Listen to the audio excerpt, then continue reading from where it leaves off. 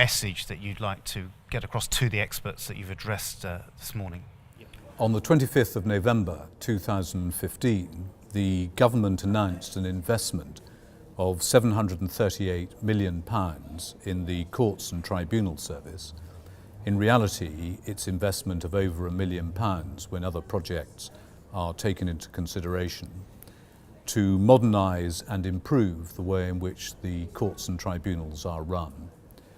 Putting it effectively into one sentence, this will mean that the administration of justice will go up into the cloud. Our paper-based systems will effectively disappear, and we will conduct our hearings one way or another, at least in part digitally. Although there will be undoubted space for old-fashioned courtroom hearings, to a very large extent they are going to be either supplemented or replaced by hearings that will take place online, where all of the case management in advance will have been conducted by online case management systems. This will profoundly change the way in which we administer justice in the 21st century, and I believe that this will be to the good of all of our court users. So could I ask you one question?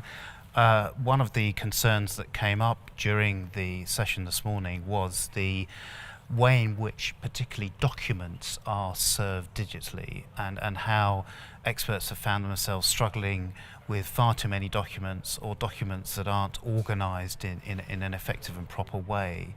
What will the judges be doing to deal with those issues? We've already had experience of this in that the new digital case system, which is now being used by every single Crown Court judge in the country, is dependent on its efficacy for having those who are responsible for presenting the papers to court uploading them properly in a sensible way in which every single document is put in the correct section, and that they ensure that they only provide the judiciary and the parties and the witnesses with the documents that they actually need to undertake their task. The judiciary is going to be extremely robust, and already has been extremely robust, in ensuring that that way of treating the documentation which witnesses, in the context of this conference, have to deal with are properly populated in the file, and that they are proportionate to the needs of the case.